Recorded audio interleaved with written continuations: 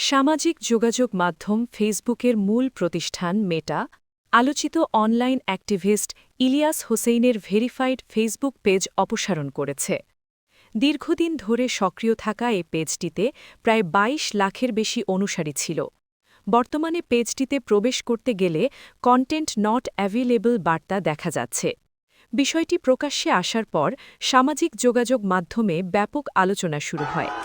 সংশ্লিষ্ট সূত্রগুলোর দাবি, বাংলাদেশের সাম্প্রতিক সহিংসতার ঘটনায় উস্কানিমূলক বক্তব্য ও বিভ্রান্তিকর কন্টেন্ট ছড়ানোর অভিযোগে তাকে অন্যতম প্রেরণাদাতা হিসেবে চিহ্নিত করা হয়েছে।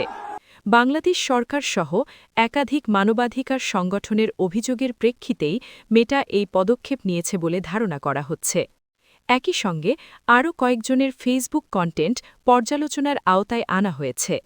এ বিষয়ে মেটার পক্ষ থেকে এখনও কোনো আনুষ্ঠানিক বিবৃতি দেওয়া হয়নি। তবে ফেসবুকের নীতিমালা অনুযায়ী সহিংসতা উস্কে দেওয়া বা বিভ্রান্তি ছড়ালে পেজ বা অ্যাকাউন্ট স্থায়ীভাবে অপসারণ করা হতে পারে।